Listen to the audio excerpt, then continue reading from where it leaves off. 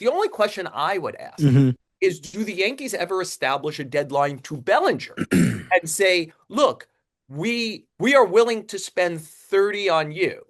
But if we don't spend 30 on you, we've budgeted like 15 to do something else. Like I think that Bellinger's the only thing that they're going to blow significantly by the top luxury tax number for, Mm. right?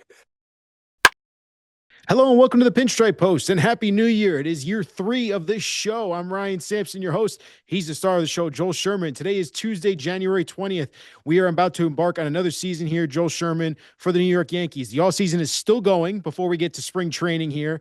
I'm happy to be back here with you talking Yankees baseball as always.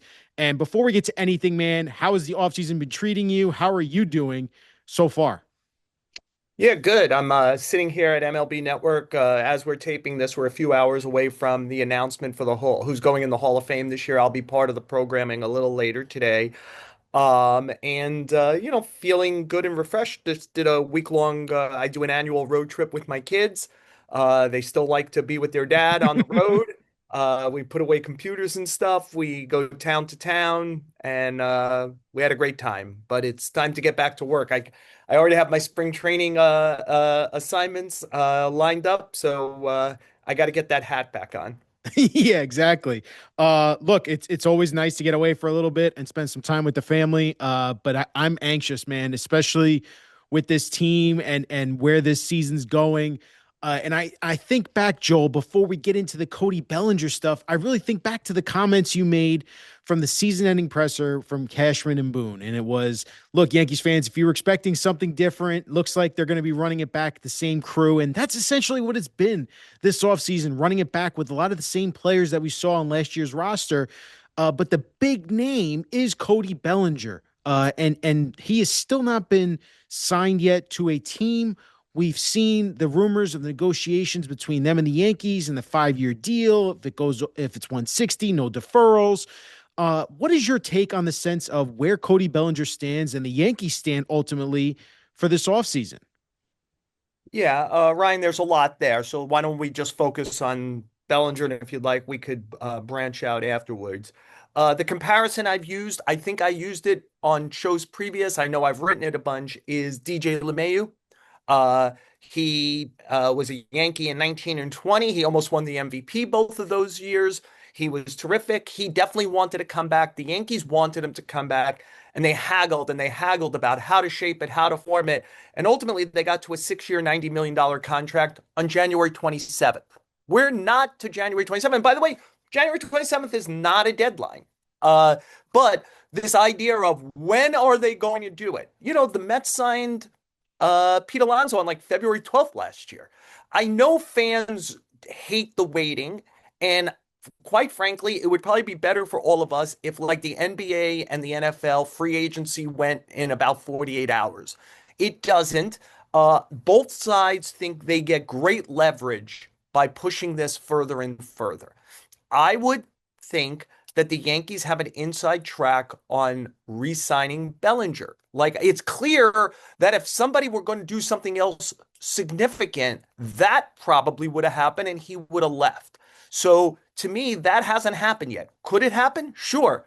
You know, what we've learned over the last few years is when George Steinbrenner owned the Yankees ran unopposed pretty much for the free agents they wanted. Well, the Dodgers have changed that. And then the Steve Cohn Mets have changed that. And finally, the Blue Jays are remembered they're owned by Rogers, which is makes them perhaps the biggest financial behemoth in the sport. And they've changed it. And so the Yankees don't run unimpeded. So if you told me one of those teams or another team jumped in here and said to Bellinger, hey, we'll give you three at 110, 120, but we want to do it shorter, that would go against what we've kind of heard through reporting that Bellinger wants length. He's done a couple of these opt-out contracts. Not long ago, he was a player who was non-tendered. It seems he wants length, and the Yankees are willing to do at least five. Is anybody else willing to do five? He's a very good baseball player, but I could tell you that there are teams that have hesitancy. His numbers are much better at Yankee Stadium than they were on the road last year. Last offseason, he was a player who didn't even risk going out in the free agent market. Again, not long ago, he was non-tendered. Now, anybody who's listened to this show knows that when he was a Chicago Cub and last season ended, I said the Yankees should go get Cody Bellinger. That should be their number one thing. I love this player.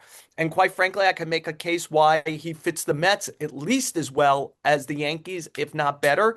And if they did this, I would say that was a very strong move by the Mets. I like the player, but the fact that it has yet to happen, Mm. to me, says to some degree, are we close to the goal line? And now it's just about the final haggles. Can Bellinger get it to 6 years, or can he get a sweeter signing bonus or whatever? I would think the money is on the Yankees, but I would have said, I mean, everyone in the industry thought, including the Phillies, thought Bo Bichette was going to the Phillies. Like there was, from what I understood, pretty much hey, if you guys are willing to do this, Bo will come. Uh, I think the Phillies indicated, yes, we'll do that. And then Steve Cohen and David Stearns, after the Tucker failure, pivoted quick and said, let's do Bichette, and we're willing to do a big short contract. Could one of these kind of financial behemoths undo the Yankees and do that?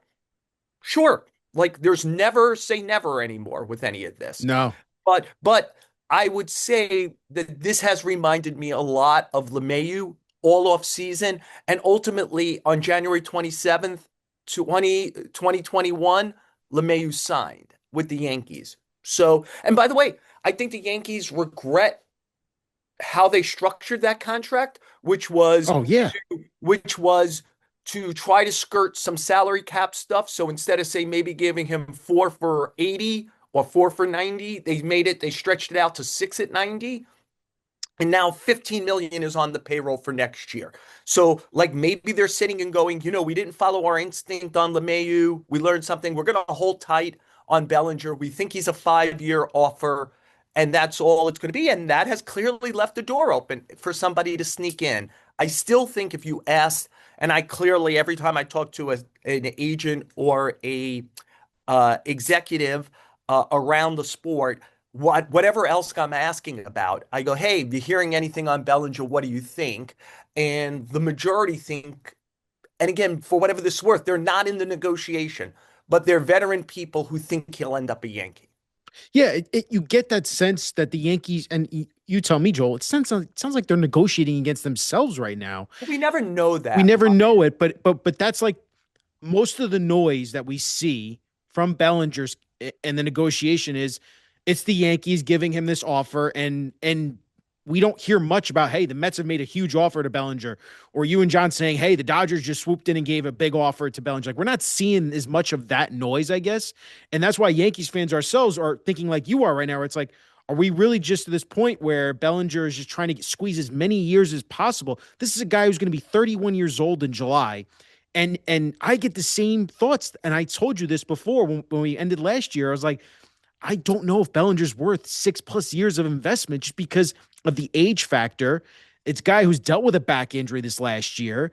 And not to mention the fact he has great production with the Yankees. But like you said, this is a guy who had opt-outs in his previous deal. It was a short-term deal. And he was traded for Cody Petit. Like it wasn't Yeah. like it was a massive deal to get Cody Bellinger. Yeah, things change very, very quickly in the marketplace. Last year, Pete Alonso couldn't find a Mm. good long offer, and this offseason he did. And I think that probably caught the Mets a little by surprise, that somebody was willing to do 5 years at the kind of money they did with him. Um, you know, Ryan, these things I remember the Tigers were not on Prince Fielder at all, and Victor Martinez had an accident on a treadmill and was lost for a season. I think he like tore his knee, and the next day the Tigers were pushing hard when they were, a championship caliber team, and they signed Prince Fielder for over 200 million. That's like almost 20 years ago, it feels like now. But like this is the risk you run as these things go on. You don't know what's going on in the 29 other shops, especially in maybe like the 10 competitive teams with some money. Like all of a sudden somebody hears like for example, the Braves heard the other day that their shortstop Kim got hurt in the Yeah. offseason, and they turned around. It was only 1 million, but they signed Jorge Mateo. I'm sure they had no intentions of signing Jorge Mateo, but they need somebody to play shortstop. Who knows what's going on out there in the world? If like the Dodgers were to lose somebody to like an injury, or the Yeah. Phillies or the Mets, or like that we don't know about, it opens all kinds of doors. Uh, Having said that, that's the unlikely occurrence. And right now, the Yankees are clearly on board. The only question I would ask Hmm. is, do the Yankees ever establish a deadline to Bellinger and say, look, we are willing to spend 30 on you. But if we don't spend 30 on you, we've budgeted like 15 to do something else. Like I think that Bellinger's the only thing that they're going to blow significantly by the top luxury tax number for, Mm. right? But like, are they holding off on we can trade for player X who makes 6, and there's another free agent starter we like who makes 9, and a reliever who makes 3, something like that, because we're willing to spend 10 to 15 more or 8 more or whatever. So the only question, because those guys will go away, maybe a couple of those guys, let's just, and I don't know anything, Okay. right? Like, for example, Harrison Bader hasn't signed yet, Yep. right? Austin Hayes hasn't signed yet. Yep. Those are righty hitting guys where suddenly you didn't have Bellinger and you're thinking, okay, Dominguez is probably the opening day left fielder. Who's the righty complement to him? If they sign Bellinger, I doubt they also spend money on big money on a fourth, fifth outfielder type. Makes But sense. no Bellinger, like, and it's possible guys like Bader and Hayes are holding on and saying, but they've told them, hey, we've got to know where we're going to. We're holding off 2 other teams Right. because we prefer the Yankees, perhaps. But like, until Bellinger signs, so maybe they've said, hey, January 25th, you got to tell us. Like, and so what we never know is, have the Yankees told Bellinger, this is on the table, but like if you really don't have another offer and we pull this, we're not coming back. Like, because this is Hal Steinbrenner. He ain't gonna let us spend 15 and then 30, right? He's gonna let us spend 30, and then maybe we could spend 1 million here and 1 million there to kind of fill some other stuff. So like I suspect that this is, and by the way, the other thing we don't know is, do the Yankees, if they re-sign Bellinger, do they have a trade set up for Jazz Chisholm? Do they have a trade set up for Ryan McMahon? You never know what the other dominoes are. The Yankees, like most really good front offices, and I think that's almost everyone now, like they don't have just plan A or plan B. They have to plan Delta, like they got to go into another alphabet. And so I'm sure they're running all kinds of stuff, but there's at some point all the players will sign, and you don't want them to run out. No, you're 100% right. And we're what, 3.5 weeks away, 4 weeks from uh, pitchers and catchers. uh, I'm flying down the day of the Super Bowl Yeah. because the Mets open the next day, and I'll be in Met camp. And that's, I mean, we're getting close, right? Conference championships are this weekend, Yep. so it's 2+ weeks until then. Yeah, and look, the real question too, Joel, is Bellinger worth waiting for? Like you said, is he worth going the full distance for? I know you have an affinity for the player and his style and the effort that he plays with, but for the Yankees, in terms of where they're trying to go next year, and like you said, and I think it was a good point by you. Look at what the Red Sox, the the Toronto Blue Jays, the Orioles signing Alonso. All the other teams in the AL East have made big moves this offseason. This is the move for the Yankees if you want to count as a big move. So do they kind of have to get this right with Bellinger in order to make sure that this offseason's been a good enough offseason to position yourself for the 2026 season? Well, clearly they think it's an important thing because they have whether Cody Bellinger thinks it's a great offer or not, it is a lot of money. It's $160 million on the table right now. None of it's deferred, so it's a pure 160 for, a guy who's had some trouble getting money in some of the previous off seasons.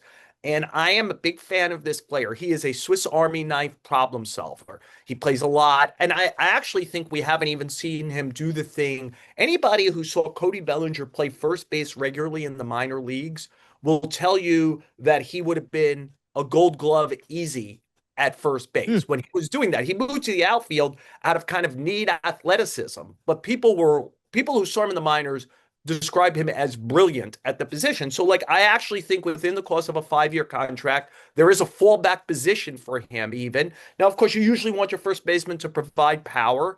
And maybe at Yankee Stadium, he'd still continue to do that even in his mid 30s. But I think that so I think he's a problem solver. He's not the greatest center fielder, but he could play center field well enough. And he is a difference maker in left field at Yankee Stadium, which you have to be. The first one they've really had since Brett Gardner, who Yeah. can really play that position. So I think he's really good there. He's a lefty who can hit lefties. He's a terrific base runner who can steal a base if you need it. And his baseball IQ is great. And his fearlessness is great. It's not like, oh my God, New York. You just like, that's one of the things you take off the table. It's why you push a little more in Mhm. if you're the Yankees or the Mets on this player, because he has already answered a question that, like other guys, like I assume Bo Bichette can play in New York. I assume Jorge Polanco can play in New York, but I know Cody Bellinger can, right? So, good clubhouse guy, well liked. And so, yes, having said that, I do want to, I know Yankee fans, and I hate to use like a monolith. I know that this doesn't represent everyone, are going around and are miserable about this offseason Yeah. because I think that's just the template of bases now is to be miserable, right?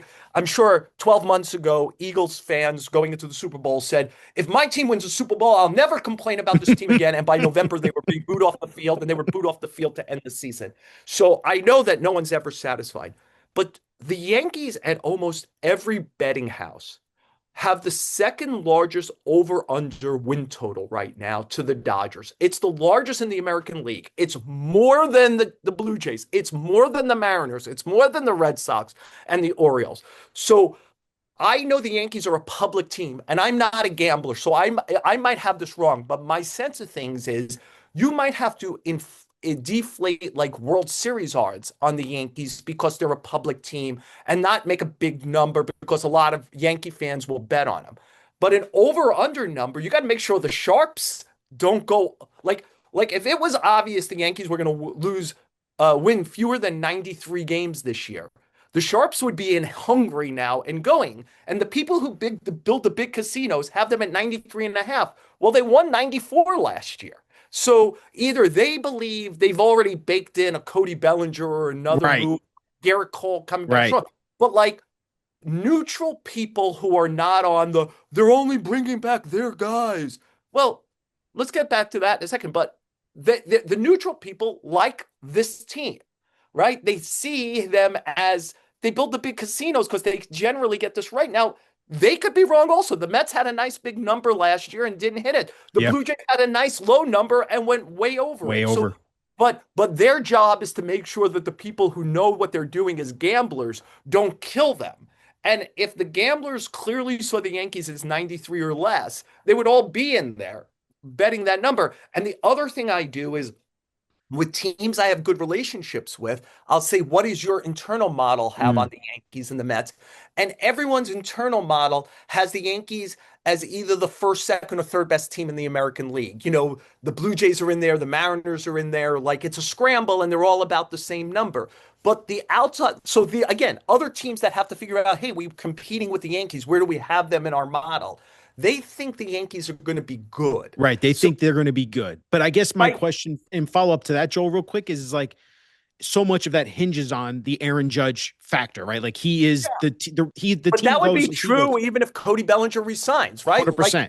Like if Aaron Judge plays 70 games, the Yankees will have a lot of trouble. Like if he plays 150 games, it will probably be hard for them not to win more than 90. But Bellinger, right, provides some protection in that lineup for Judge if he Does returns. he? Does he? I mean, Judge set the American League record for intentional walks last year. Hmm.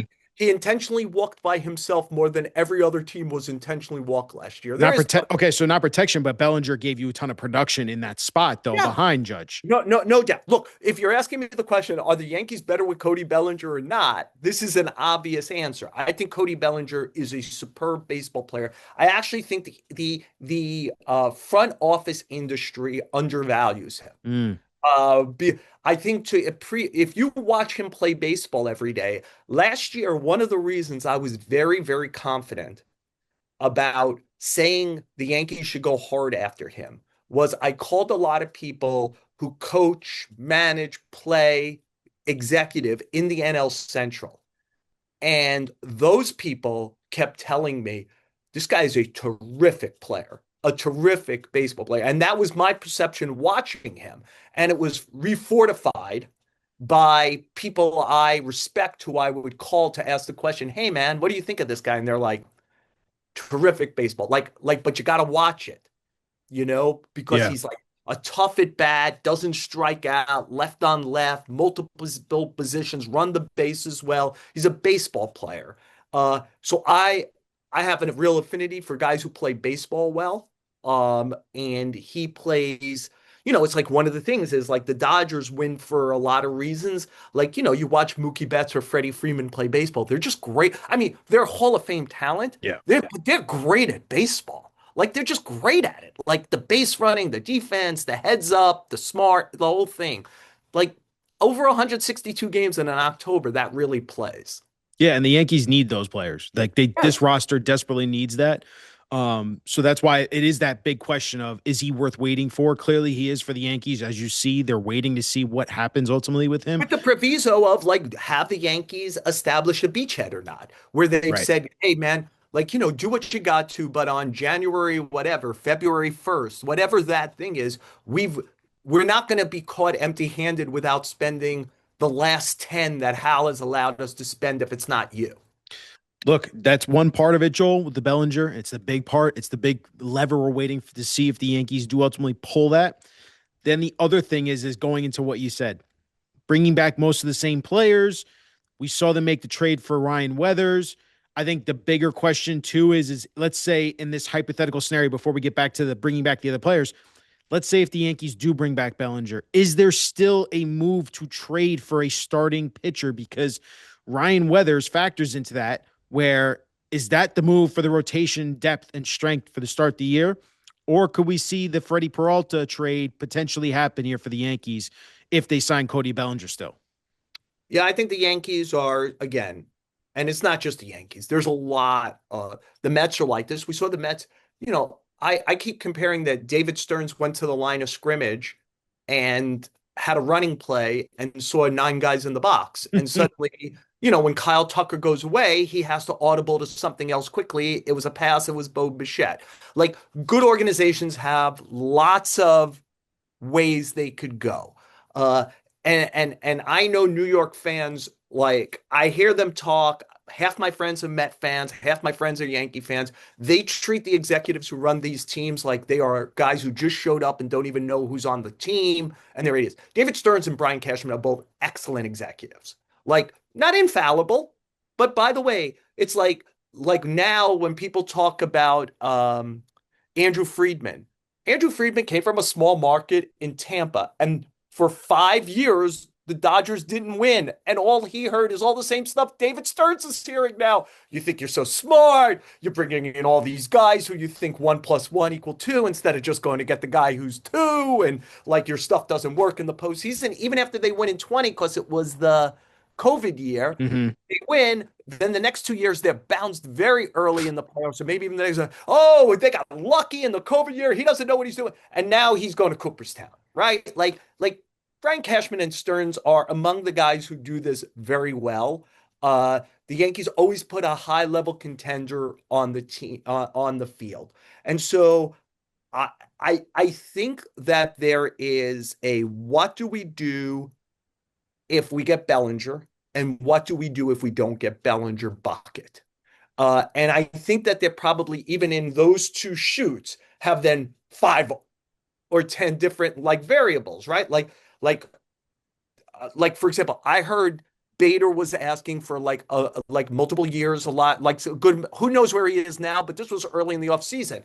The Yankees maybe have him ahead of Austin Hayes because he can Hmm. play a little center. They know he's a New Yorker who can play in New York. But like if Bellinger doesn't come, like it's like, okay, we could do Bader for this and a better reliever or pitcher, or we could do a worse reliever or pitcher, or we could do Hayes at this and get a better reliever or a pitcher. Like, and they'll just keep doing it because there will be a budget for them in the way that I think there isn't for the Mets or Dodgers. In that, I think that David Stearns, I know Brian Cashman does the same thing with Hal, which is his job is he presents Hal. Mm. This is what's possible. This is what it's cost. This is my recommendation. And then Hal gives that yay or nay. But Cohn does the same thing, but his likelihood to yay it at a high number is to me greater than the Yankees now. Yeah. Same for the Dodgers. So I think that there's offshoots. I would be surprised if the Yankees don't, at minimum, the rest of the off season, add an outfielder that's Bellinger or the next thing. And no matter which of those, at price point, also add one more arm, whether it's a reliever, a hybrid who could like start or relieve, a little like say Blackburn or Yarborough kind of thing, or a pure starter. Uh, and I think they would probably like to find a righty hitting catcher and use Ascara in either a trade or as AAA depth kind of thing. So I think that there's multiple moves between now and the beginning of February and even to the beginning of the season. Yankees are a team that has made a lot of trades on the dawn of the season. Remember a few years ago, they did a pretty complicated three-way trade. It wasn't for big guys. They ended up with John Birdie. Yep. Like the Yankees will stay. And again, these are all good teams will do this. This isn't just, but there's a Yankee webcast, right? So I'm talking about the Yankees here. They'll stay flexible. And I think that the fans, I know patience isn't in large order here. I think that there'll be multiple moves, like, because here's something to consider. Say the Yankees get to spring training and whatever reports they've gotten, either verbally or eyeball. I'm sure they've had people go look at Garrett Cole, go look at Carlos Rodon, go look at Clark Schmidt. Like they get to spring training, and all of a sudden Rodon says, I'm a little cranky. Well, now it's not May 1st. Now it's June 1st or June 15th or July. Like your need on March 10th might be different than today. Good point. So part of like a good organization is they keep some powder in prospects and money just in case they run into a problem. Now the Yankees are trying to build some depth. Like and as all teams are, you better know who's your 6 to 10 starters are because you're going to use those numbers 6 to 10. The good news for the Yankees, if it works perfect, part of 6 to 10 is Rodon, Cole, and ultimately maybe Clark Schmidt, which is going to be much better 6 to 10 than most if they actually get there. Will they get there? It's complicated. The Yankees might end up with the best rotation in the major leagues, and they might end up missing the playoffs because their rotation was never healthy. Never healthy, or it took too long for them to Yeah. come out. So that's why it's like the importance of this offseason was like the how hungry are you to really address something that look may not. I think that they would say they've added 3 starting pitchers this offseason. And again, like I find it interesting when fan bases say, oh, you just brought back the other guys. Well, those other guys are free agents. Right. Like it isn't like, oh, we're bringing back Anthony Volpe. Like Anthony Volpe has no other choice. If he wants to play Major League Baseball next year, he's got to do it for the Yankees. The guys like, Grisham had a choice. He didn't go out in the market. He took the qualifying offer. Blackburn, Rosario, Yarborough. Those guys could have played anywhere. It's not like I know you're running it back, but also the team they're running back was tied for the American League lead in wins. Yeah, it was one win away from winning the division. Yeah, without Cole, without like, I'll tell you one on this, and I don't think this is popular with fans. I hated the Ryan McMahon trade when it was made. I didn't hide it on the show. From a distance, I was like, what? Colorado Rocky player, strikes out too much. Like I see him at City Field, like it's not that impressive. And then I watched him play every day, and he's a minimum 2 WAR player because his defense is so good. So And if you're going to have Max Fried and Carlos Rodon throwing ground balls to the right side, you better not butcher that position. Your third baseman better be good, and he is superb there. I think he'll hit 20 homers at Yankee Stadium. I'm sure they gave him something this offseason to try to make better contact. Willie, I would doubt it. He's a veteran player already. But if you're a 20 homer, the problem with Ryan McMahon is that his offensive profile is so much like Austin Wells's and Volpe. And so it's not Ryan McMahon is the problem. It's that the bottom of the Yankee lineup is all going to hit 207 with 25 to 30% strikeouts, unless I still think there's a good hitter in Austin Wells. I don't know what happened to that guy. I think there's probably a better average hitter in Volpe than he has shown, but it's 3 years now and he hasn't consistently done it. coming off a major Uh, surgery too.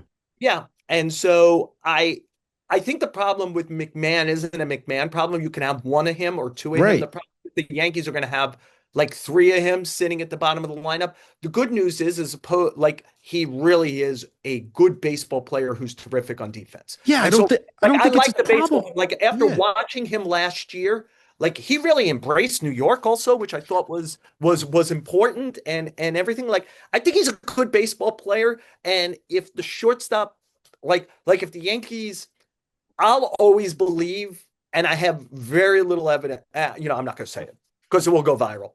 I Okay. think the Don't Yankees. say it. I think there was probably a moment this off season where the Yankees might have wanted to do better at shortstop, and if that player were playing shortstop, uh, the fact that Ryan McMahon is at third base would be a non-issue. Right. And I completely agree with you, Joel. I think there's always room for a guy like Ryan McMahon who plays incredible defense and like you said seems like a good guy on the field and the ball like just having him on your roster My you could have one baseball of those IQ runs the baseball bases IQ well. like Yeah. that's fine but like you said when you have a bunch of question marks at short third center field you don't know really what Grisham's going to be But next but year but like but they are starting from the platform. I know it's easy to forget it. They did lead the major leagues in runs. they did You know, as like most of it was like Aaron like Judge though like right like like so it's all Aaron Judge right, yeah, to some degree. I mean, yes, he's the best hitter in the world. right. No, So no, like 100%. Like like that's where like we get frustrated. I think, just real quick, Joel. Like us as fans, we get frustrated because it's like, holy crap, we got Aaron Judge, the best player in the world. Are the Yankees surrounding him with enough talent to really propel them forward? But like you've highlighted brilliantly here again, is that look, Hal Steinbrenner, the reality is he's going to operate on a budget, unlike the Dodgers and the Mets and the Blue Jays right now, where they know they have these star players in Vlad and Mookie Betts and Shohei Ohtani. They can put a lot of great players around them because they have the financial means to do that. The Yankees we have seen, and but the and team that has won the American League Championship now would be different this year, maybe. Has always been a team that spends less money than the Yankees. Like you could do it on the amount of money the Yankees are doing it. The Rangers won the World Series 3 years ago.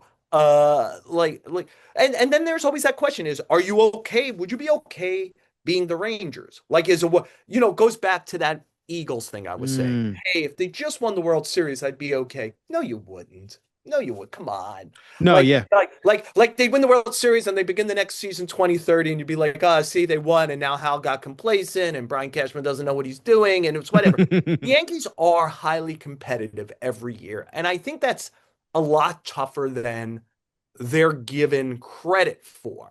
To be for 35 straight years highly competitive is something. And again, I talk to executives from almost every team consistently, and they would say these guys are really good at this. Like when they're dispassionate, they're not fans. Like they have no vested interest. They've certainly told me when the Yankees have a bad something, whether it's a bad manager or a mm, bad third baseman or a bad third base coach or a bad farm director or whatever. Like it isn't like they're in the Yankee. Let's talk to Joel and tell him great things about the Yankees or tell him great things about the Mets.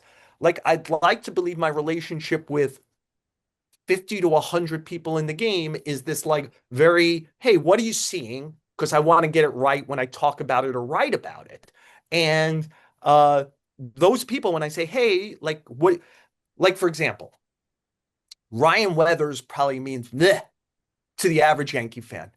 But like I talked to a lot of teams, and the sense I got was like 8 to 10 teams were trying to get Ryan Weathers.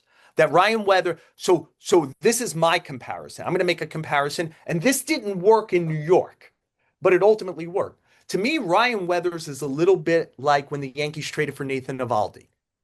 Like Hmm. with the Marlins, same age, had had injury problems. The stuff was overt, like it is with Weathers. And he, between injury and maybe not being ready, it never worked with the Yankees. But the second he left the Yankees, Nathan Valdes had one of those careers I would love to have because people talk about Nate. First of all, he's won championships, and he's won championships in part because he's been great at that time of year. Like I couldn't live with never having that moment. So he's been good in those situations. Talk to people about him in the clubhouse, including guys who played with him in the Yankees, Red Sox, wherever he's been, Rangers. I mean, this is a beloved teammate, right? So like Avaldi just exploded out of here and had great success. And his people are going to look back on a non-Hall of Fame career and say, man, what a career that guy had. Like, so that, and he's made plenty of money doing it also. Yeah. So will it work for, it might not be like that, but it's almost the exact same age. It's the same exact organization trading him the player here. And the profile, the one was lefty and Avaldi is righty. The profile is, God, they have stuff that's untapped. And I have talked to people who have worked with Weathers, and they're like, it is so untapped and he's coming. Now, will it come here? Will it ever come anywhere? I don't know. But this guy was a top 10 draft choice, right? Like, it's not like whatever. There is a not 0% chance that this guy starts a playoff game. Wow. So, like, I know you could look at the ERA, etc. What I would say are the number of what I would call the smart organizations who I checked in with, and they were like, "Yeah, we were trying to get him." Like, was not a low number. And it So, wasn't like, nothing that the look Yankees this, gave up. It was three prospects. I mean, yeah, that's well, a lot of we'll see. prospect pool to give up. We'll see what it turns into along the way. Again, like the day the Yankees traded with the Marlins and got Domingo Herman and Michael King in the same Mm, trade. Nobody like who was a fan said, "Wow, this is really going to make a difference." And like things went wrong with Herman, but he did pitch well. He pitched a perfect it's a game, perfect right? game. And had other good moments. And Michael King obviously was very good. So it's not sexy, but I the the off season is a strange beast. Is a strange beast. Last year, the only free agent of any significance, the only addition of any significance the Mariners made was Jorge Polanco, and they went further than they've ever gone. Meanwhile, the Blue Jays did a ton of stuff. It almost all went wrong. Anthony Santander, Andres Jimenez, Hoffman, Yimi Garcia, trading for Miles Straw to get extra money for Roki Sasaki and then not getting Sasaki and being stuck with Straw. Like it all went wrong. And they got the closest you could get to winning a World Series without actually winning the World Series. By the way, you know who had a shit offseason last year? The Dodgers. The Dodgers had terrible Tanner Scott, Kirby Yates, Michael Conforto. Like they had a terrible offseason. Sasaki wasn't what they thought No. they were getting. Like none of it really worked. And they won the World Series. And so I know we layer on stuff, and part of our job is like, hey man, go do it. Let's see something, famous names, etc. Uh, you could be surprised by, hey man, that team won the offseason. How many times has the team that won the offseason actually won the season? It's not regular. It was true the year before. The Dodgers got Otani and Yamamoto, right? But it's not always that way. Nope. And it does look like the Dodgers are going there again with the Tucker and Edwin Diaz and whatnot. But look, Joel, the starting rotation, I think, and Weathers, it's a huge factor here. Real quick on Weathers, do you think he will be the start? Like he'll be in the rotation opening day, like he'll I be think one of their I think starters. Yeah. yeah, I think if healthy, Like I think Blackburn and Yarborough are here to be swingmen. Mm, Like and place fillers until and if Rodon and Cole get healthy. right. And like I think they know they need extra because how much are they going to get out of Schlittler in year two? How much are they going to get out of Warren after pitching him so much last year? Fried went beyond where he's ever pitched before, and Luis Gil is hurt a lot. So like the idea of having so you got those four guys plus Weathers plus Blackburn and Yarborough. Yarbrough. Is that seven or eight? I'm losing count. Whatever That's it is, seven right there. that's seven. I think again, these things get corrupted as you go along. I think if you put the Yankees on truth serum today, they'd say Rodon May 1st, Cole June 1st, uh, Schmidt August 1st. Mm, Like that would be like the hope. They believe Elmer Cruz will pitch yeah. in the majors this year. Like and be a guy and Lagrange is a guy who, if you hit the right um, analytics guy, scouting guy from another team, somebody who high level talent evaluator, one guy will tell you, "Hey man, if it worked out perfect, he's going to pitch the eighth or ninth inning." And then there's other guys who say, "If it works out perfect, he's probably starting game two of the playoffs." So like, and by the way, there'll be people who are like, "I hate that profile. He's going to be nothing." So, like, he is a wild card in all of A this. wide variance right there. You just laid out, Right. Joe. Yeah. But Uh, that's the prospect world. Like yeah. like you would have asked the Phillies 2 years ago about Andrew Painter. Mm. They would have said, well, he's probably going to start opening day in 2026. And now there's a lot of doubt They're still about waiting on him look, to come out though, right? Like look, and be Grayson Rodriguez got Grayson traded Rodriguez. this Yeah. offseason for Taylor Ward. Yeah. Like 2 years ago, if I would have told you that's a trade that was going to be made. So like they're all just suspects until we Yeah. actually see them do anything. But you know what? If as suspects go, I would roll the dice that Schlittler is like answered some of the questions and look like he can be somebody. Will he be? You We'll know, see. This is I his think they're first. trying to build some depth just in case no. Yeah. Look, and I hear you. Like the Yankees are. That's how they would pencil it in right now. But you can only pencil it in so much. And we've seen how these guys go when they're recovering from injuries, especially major surgeries like this. I think you're playing a really dicey game here and you're gambling a lot on those guys coming back on those But marks that you've set. something, Ryan. I'm sorry, I cut you off there, but last year I kept expecting the Yankees to collapse Yes. because they were always one starting injury, pitching injury away from utter Alan disaster. Winans. Yeah. And then what Like, else? like they and somehow they kept it together long enough as guys came back and whatever. I actually think they go in with more potential this year, high end potential this year than last year, and I don't think it's close.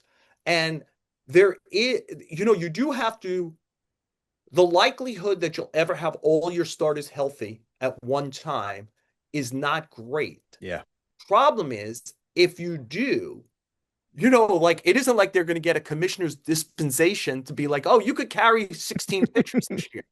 Like, so like you can't overstuff the burrito to the point where you can't have them all on your roster. Stuff You the know, burrito. That's a good one. you know what I mean? Is Yeah. like they're they'll get a 40-man roster spot right away by putting Schmidt on the 60-day IL on I think it's the second day of spring training. Wouldn't Cole go on 60-day IL as So well? the question is, if Cole goes on, you'll know that it's June 1st, Yeah. right? Like, but I'm sure Cole is maybe saying, Oh, I mean, his mindset, but of course, yeah, he's a bulldog. yeah. And when I've talked to Yankee people in recent weeks, and I've said, hey, would you follow a plan a little bit like the Otani plan last year, which was look, the Dodgers considered using Otani out of the bullpen in 2024 in the postseason. Okay. So when spring training 2025 came and I watched him throw a bullpen, I was like, that guy could start a game. Right. And they held him for what until about June, also, right? Yeah. Mid May, June, whatever, because they were like, we're going to make the playoffs. And we have to factor in 20 postseason innings for him. And so I said, would you do the same with Cole? If you said, hey, coming back from Tommy John, we feel comfortable at 130 innings or 140 innings. Would you say then, well, what we really mean is 120 and 20? And they said, when Cole is ready to pitch in the major leagues, he will pitch.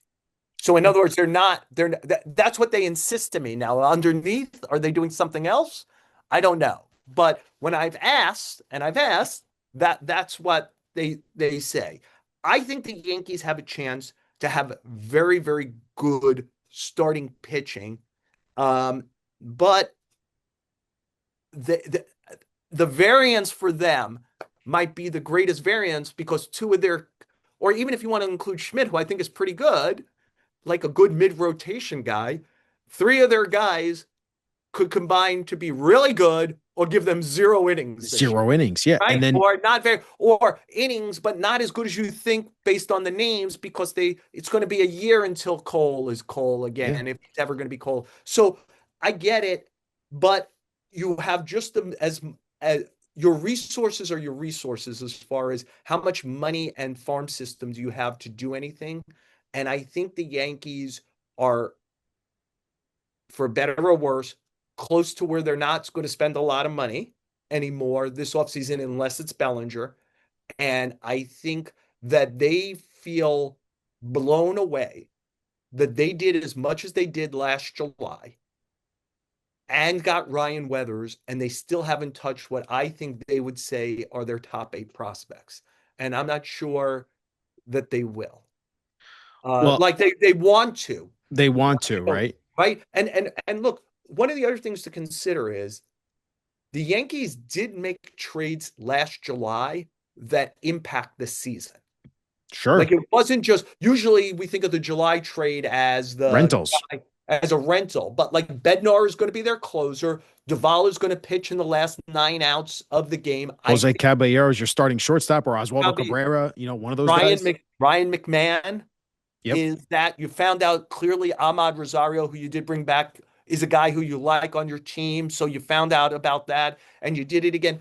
And look, I my suspicion is this guy's going to turn out to be Scott Efros too. But like Jake Bird is a guy the Yankees think that they're going to resuscitate and Okay. get something out of that he had been highly used in Colorado, wasn't ready for the speed of New York and a pennant race, and they're going to kind of slow play him into this season.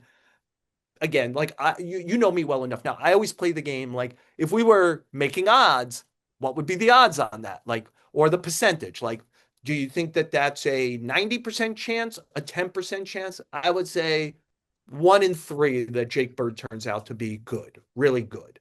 Like, it's not nothing. It's not Like, nothing. I wouldn't want to hear I have a 1 in 3 chance of being shot when I walk outside this room. Like, it's not nothing, but I would say the odds are against it. But he's still on their roster. Still on the And roster.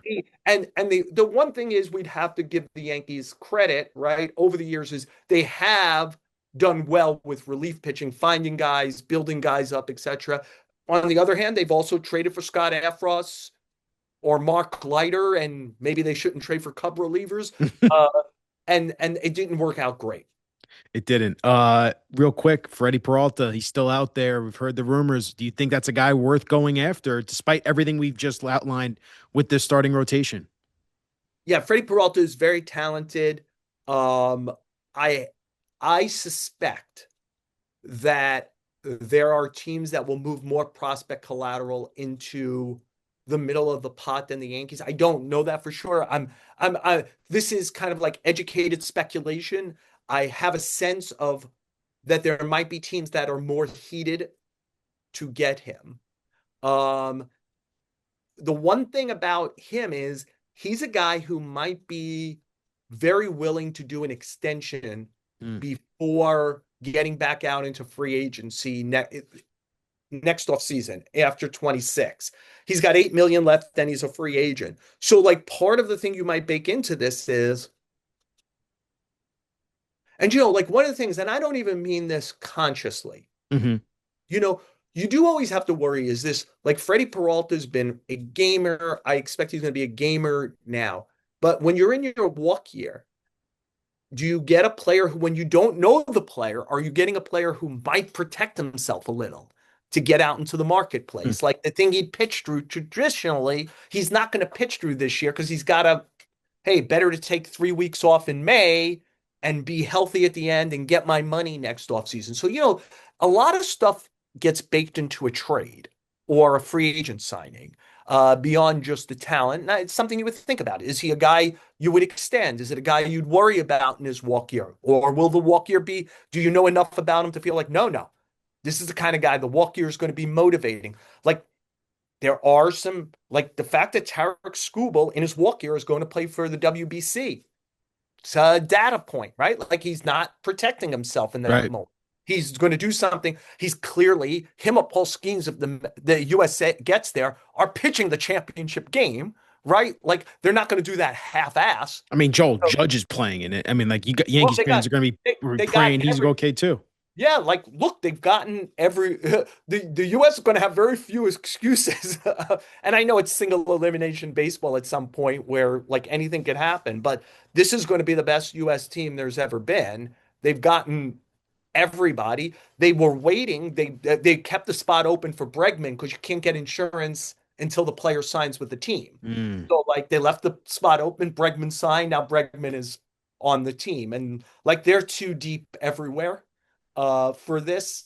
But like it's a data point, or is it an anti-data point, which is like I'm a team thinking about trading for Tarek Skubal right now, and I'm like, well, he's going to throw 2 games full speed in March. Do I want that?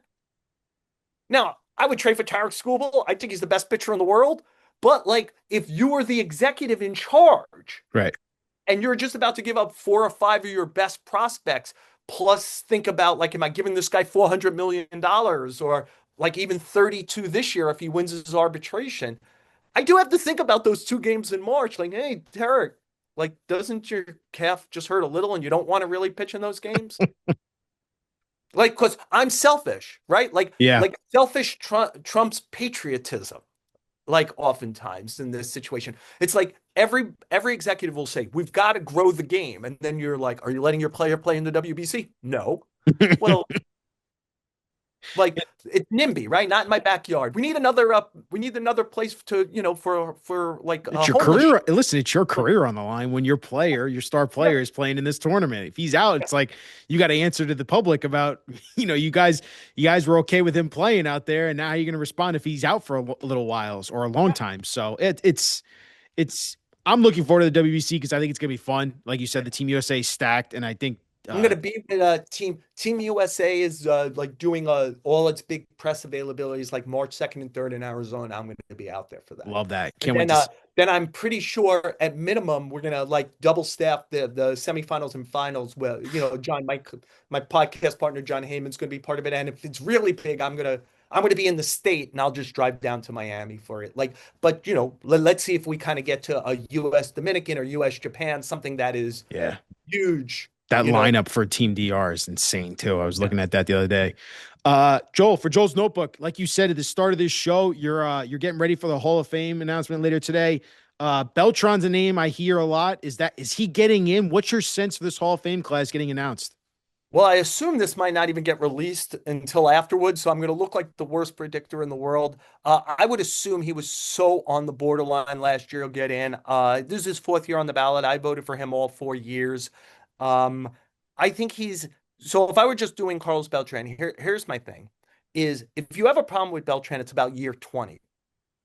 And year 20 is 2017. He's clearly one of the masterminds behind the garbage can banging, pitch sign stealing scandal that helped the Astros win a World Series. Like it, but Carlos Beltran was terrible that year. He had like an 80 OPS, he had a negative WAR. So it isn't like his Hall of Fame candidacy was helped. If he retired, he'd already be in the Hall of Fame. He would have had a better career, not just reputation wise, but performance wise. His OPS plus went down 2 points by playing for the Astros that year and went from 121 to 119 for his career. I think he is, it's a ton of homers, a ton of steals, a ton of gold gloves. And then he has 2 things if you think he's borderline, and I think he's better than borderline, but if you think he's borderline, he is there's well over 200 players now who've batted 150 times in the postseason. Babe Ruth, Lou Gehrig, and George Brett are the only ones with better OPS than Carlos Beltran. And in baseball history, for anyone who has stolen at least 200 bases, the name Roger Bresnahan might not mean a lot to you. His career started in the 1800s. He's the only one with a better stolen base percentage than Beltran, which shows his non-trash can savvy, how good he was, because he was fast, but he wasn't the fastest. But if he tried to steal a base, he was safe because he knew how to read pitchers and when he should go, etc. He was an incredibly smart baseball player. And to me, he's been an easy yes for 4 years, and I would assume, I hope I don't look like a fool when this is out. I would assume he is a an easy one in. Yeah, it makes sense. His career numbers are, like you said, they're right there. And I think 2017 aside, he's still a hell of a baseball player. And I do wonder, and this just real quick, do you think he'll ever be a manager despite the 2017 scandal? I think if he wants to be a manager, he's got a shot at it. I mean, ultimately, the two other people who were involved who paid a price for that were Alex Cora and AJ Hinch, Yeah. and they're both managers again. Now they had the advantage of they were recognized as outstanding managers before their penalties. And so they then came back and people want to manage him. Also, like to deal with Alex Cora and AJ Hinch is to deal with great like talkers of the game. Like I love dealing with those guys. So like easier thing. I wonder if Beltran, who's in the Met front office, has a bunch of different pathways to go. But, he'll also probably likely be able to tell anybody in his candidacy in about from this moment in about 4.5 hours that he's also a Hall of Famer. Certainly something And now nice to add it to. looks like it is. It's certainly something nice to put on your resume. Joel Sherman, this is great, man. I love catching up with you. We're looking forward to seeing your coverage for the Hall of Fame and also what happens with Cody Bellinger. I'm sure when we get that news drop, we'll hear from you about that and your take on that contract, if it was with the Yankees or someone else. But as always, Joel Sherman, we appreciate you hopping on here. I'm looking forward to another year with you. And yeah, man, I hope you enjoy the rest of your day and let's get this season started already, man. We're close. Thanks We're for everything, Rob. close. Thanks, Joel.